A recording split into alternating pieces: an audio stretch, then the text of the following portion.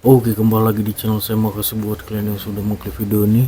Kali ini dari ungkapan Bang Ade Armando terkait PDIP membongkar data kalau PDIP reputasinya sudah hancur. Kita lihat gimana videonya. Sebelum kita ke video, bantu subscribe buat channel saya belum subscribe. Tidak tunggu lama, kita ke video langsung. Let's go. Kalau aku mau selfie, pasti pengikutku oke. Kenapa? Satu, perempuan. Dua, cantik. Baru dua aja udah ditepokin. Tiga, karismatik. Empat, apa nih? Pintar. Aku tahu-tahu ketiban profesor aja dua. Apa nih? Dokter honoris causa 9, masih nunggu nih 5 karena pandemi. Aku dewe sampai garuk-garuk kepala. Iki garuk-garuk apa toh yo? Kamu tahu nggak sih ibumu nih udah pinter, cantik, karismatik, pejuang apa nih? Kayak ngene kabeh moh aku. Pak Jokowi ku udah ngono lho, mentang-mentang. Lah iya. Padahal Pak Jokowi kalau nggak ada PDI Perjuangan juga, aduh kasihan dah.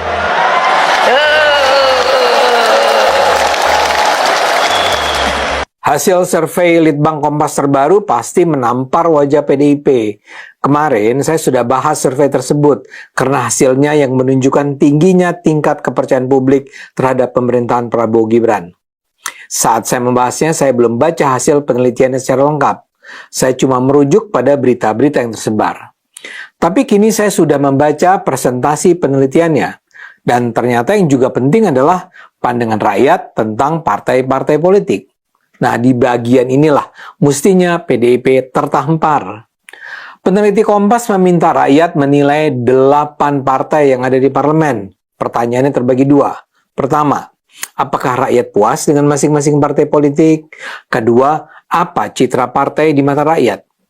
Dari 8 partai, yang bisa dibilang terbaik adalah Partai Prabowo, Gerindra.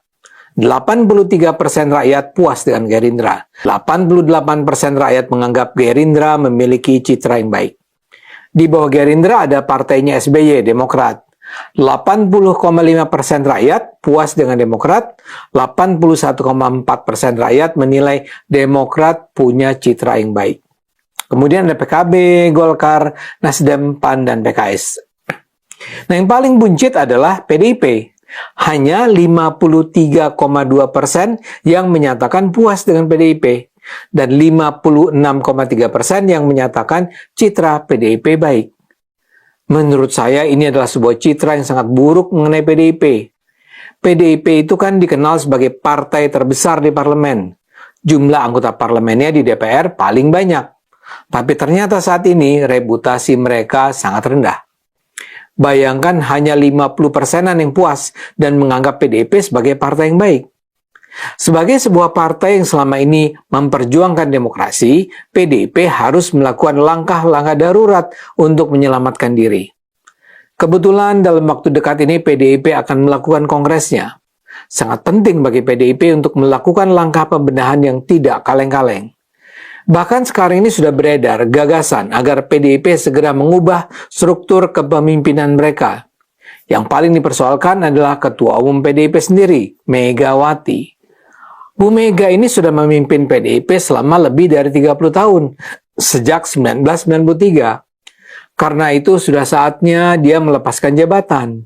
Apalagi dalam tahun-tahun terakhir ini, PDIP mengambil pilihan untuk menjadi partai banteng mengamuk yang memperburuk citra mereka. PDIP harusnya sadar bahwa gaya agresif mereka membuat rakyat semakin tidak bersimpati pada mereka. Dan banyak pihak menilai gaya ini akan terus tidak berubah kalau Bu Mega tetap berada di pusat kekuasaan PDIP. Para petugas partai PDIP yang berada di lingkaran kekuasaan Bu Mega adalah pria-pria agresif yang siap untuk menghajar lawan-lawannya secara terbuka. Di situ ada Hasto Kristianto, ada Adian Apitupulu, Deddy Sitorus, FX Hadi Rudiatmo, Pandana Baban, dan yang sekarang terbaru Guntur Romli. Saya duga mereka adalah orang-orang yang secara rutin dan berkelanjutan memberi masukan buat Bu Mega tentang langkah-langkah dan pernyataan-pernyataan politik yang harus diambil. Kalau garis agresif ini yang terus diambil, jangan heran kalau suara dukungan terhadap PDIP akan semakin amblas. Percayalah, di masa ini branding politik itu sangat menentukan. Ketika PDIP terus membangun branding dirinya sebagai partai yang serba berperang, rakyat akan kehilangan simpati. PDIP harus segera berubah. Soal arti penting komunikasi ini bisa dilihat dalam kasus Prabowo. Seperti terlihat dalam hasil survei Litbang Kompas, kepercayaan rakyat pada Prabowo Gibran sangatlah tinggi. Hampir 90% rakyat menyatakan yakin dengan kepemimpinan Prabowo Gibran. Sekitar 80% rakyat menyatakan puas dengan kepemimpinan Prabowo Gibran. Pertanyaannya, mengapa? Prabowo Gibran baru memimpin Indonesia selama 100 hari, tapi masyarakat sudah memperoleh cukup informasi yang membuat mereka percaya dengan pemimpin mereka. Prabowo dan Gibran memang punya image yang baik di depan masyarakat. Saya sendiri bisa dibilang takjub dengan perubahan gaya Prabowo dari pemimpin yang otoriter dan arogan di masa lalu menjadi seorang pemimpin yang bersahaja, sabar, pintar di masa ini. Salah satu episode yang sangat penting diingat adalah ketika di masa Pilpres, dia dihina oleh Anies yang menyatakan rapornya di Kementerian Pertahanan adalah 11 dari angka tertinggi 100. Anies memang dengan sengaja mengangkat hinaan itu untuk membangkitkan rasa amarah Prabowo. Dan Prabowo sih kelihatannya sebenarnya tersinggung dengan ejekan itu, tapi kemudian dia bisa menguasai diri.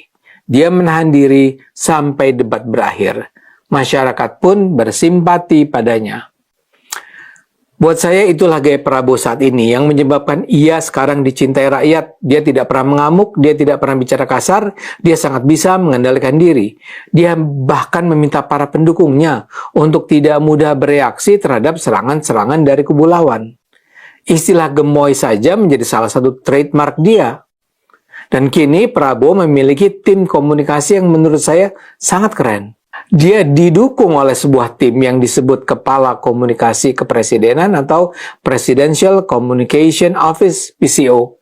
Yang ditunjuk jadi ketuanya adalah Hasan Nasbi, seorang ilmuwan politik yang sudah bertahun-tahun terlibat dalam lembaga survei dan konsultan politik. Hasan punya 3 deputi, 3 staf khusus, 6 juru bicara, 6 tenaga ahli utama, 11 tenaga ahli media, 10 tenaga ahli muda, dan 9 tenaga ahli terampil di lingkungan kantor komunikasi kepresidenan.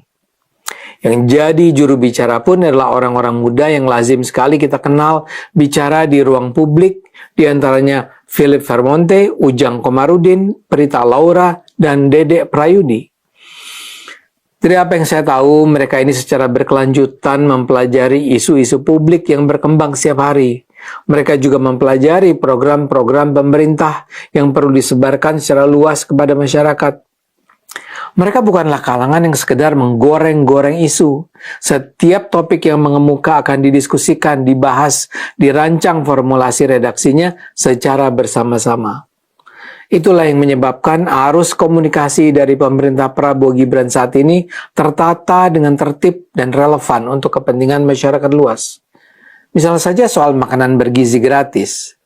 Program ini kan sebenarnya jadi sasaran serang kaum anti pemerintah. Kalangan ini secara seksama memperhatikan dan menunggu terjadinya kesalahan dan kelemahan yang memungkinkan mereka menggoreng isu ini secara terbuka. Kelemahan tentu saja ada dan kesalahan tentu saja juga terjadi. Namun dengan segera pula beredar informasi-informasi yang mengcounter serangan tersebut secara objektif. Dan respons ini dilakukan secara terencana dan sistematis oleh tim PCO. Yang ingin saya katakan, salah satu faktor yang membangun terciptanya image positif mengenai pemerintah Prabowo Gibran adalah komunikasi yang dilakukan oleh pemerintah. Hal inilah yang perlu dipelajari dan bahkan diikuti oleh PDIP dan juga partai-partai lainnya. Masyarakat sudah lelah dengan segala hiruk-pikuk konflik dan saling serang yang terjadi selama ini. Masyarakat akan lebih berterima kasih kalau para politisi saat ini berkomunikasi dengan menggunakan akal sehat. Kritis boleh, tajam boleh, tapi tetap harus mengikuti akal sehat. Ayo gunakan akal sehat, karena hanya kalau kita gunakan akal sehat, Indonesia akan selamat. Oke, itu di video, gimana menurut kalian, dan sampai bertemu di video saya selanjutnya. Buh.